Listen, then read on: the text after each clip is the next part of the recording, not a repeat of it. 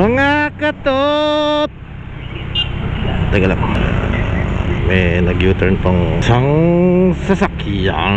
Mga katoto, musta kayo? Yan, tricycle mo.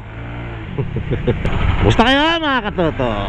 Ako po ay ito ulit, mangungulit sa inyong araw mga katota. Musta kaya? Maligayang pagbabalik po sa aking programang ere mga ako po ay ngayon ulit nakapagmotor ng aking mahiwagang kabayo na si Yamaha Nobo. At kuya, tumabi ka, hindi ito sidewalk. Siguro naman ngayon mga katoto, alam nyo na kung bakit napakatindi ngayon ng trapiko dito sa ating bansa, lalong lalo na ho dito sa Quezon City. Marahil kayo ho nabiktima na ho ng mga matitinding trapiko dito sa Metro Manila ng Pilipinas ho.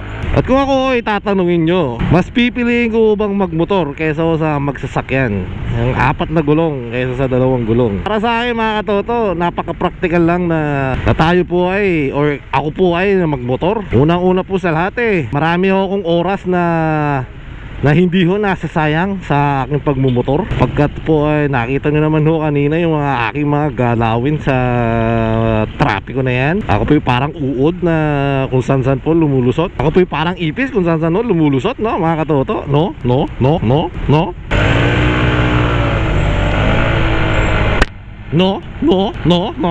Marami akong nagsasabi na ang pagmumotor po ay napakadelikado. Yun po ay totoo mga katoto. Wala pong bahid na kasinungalingan ho yung kasabihan na yun.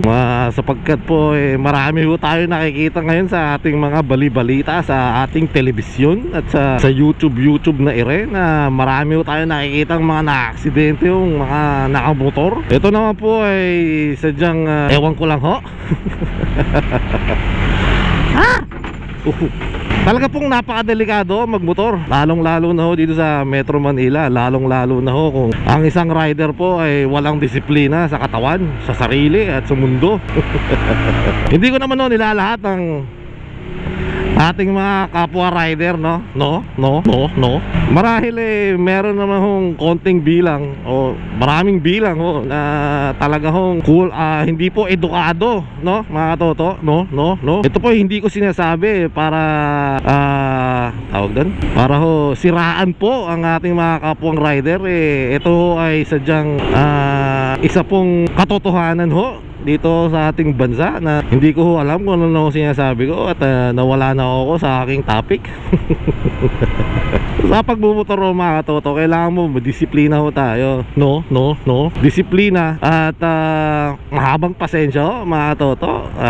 Totoo yan, hindi lang ho sa sasakyan nakukuha ang init ng ulo sapagkat pati ho sa motor, sa mga nanonood dito na hindi ho nagmumotor, sadyang nakasasakyan lang ho kayo, yung kami hong mga rider umiinit din ho ang aming ulo nagawa ng matinding trapiko dito sa ating lansangan. Kaya ang ano ko lang ho sa mga bagong magmumotor pa lang, yung mga magpaplanong magmumotor pa lang, dapat to pag-aralan ho natin maigi ang batas trapiko dito sa ating lansangan. Hindi ho basta-basta lang tayo sasampa sa motor at yung payang mo baliktad na.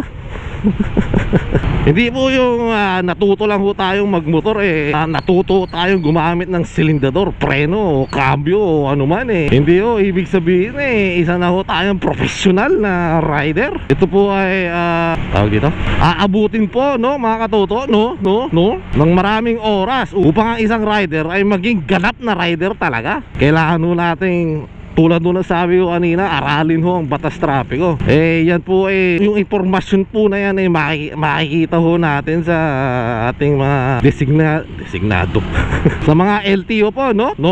LTO, opisina ng LTO. Kaya alam mo natin na bago tayo kumuha ng lisensya, kailangan ho tayong mag-exam.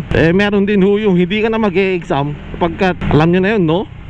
no? Ang pagmumotor ho, hindi basta-basta yan. Kailangan ho malakas po ang ating pag-iisip pagdating ho sa pagmamaneho sa kalsada. Tayo po ay dapat maging responsable sa ating sarili po, no, mga katoto, no? At hindi lang ho natin sa ating sarili, pati na rin ho sa mga kapwa nating nasa lansangan, yung mga tricycle ho, kapwa nating motor, mga sasakyan.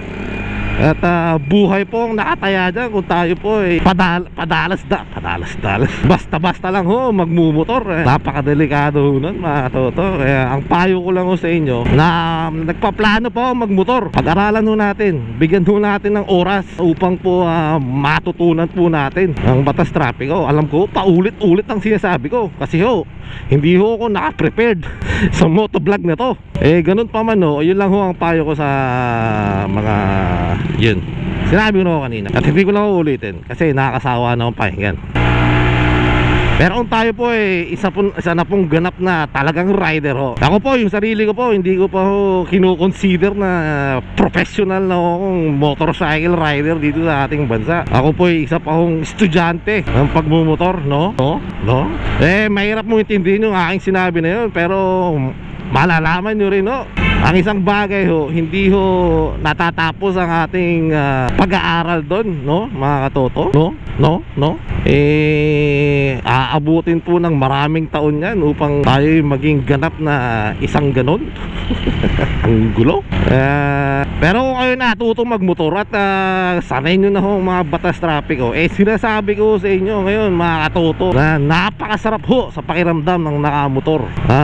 Yung pakiramdam ho na tawag dito, napakalaya ho natin, no, sa kalsada, sapagkat ang ibig ko pong sabihin tayo po ay makakarating ho sa ating destinasyon ng mabilis at mapayapa kung tayo po ay magiging isang responsableng rider. Yung mga trapiko na ho yan baliwala na ho sa ating mga rider yan kung tayo po ay gagamit ho ng ating kaalaman, gagamit ho tayo ng ating utak sa larangan ng pagmumotor ho. Marami yung benepisyo ang makukuha sa pagmumotor. Kaya tulad doon ng sabi ko kanina, unang benepisyo dyan ay yung oras po natin, no, mga toto. Alam po natin na pag tayo po ay lumakbay sa lansangan ng Metro Manila, aabutin na ho tayo ng isang araw.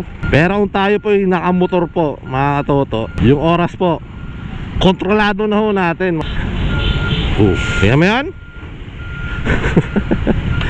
Muntik na. Masarap po ang pakiramdam ng nagbumotor. Kaya doble ingat lang ho. Yun ang ho baunin natin at mahabang pasensya.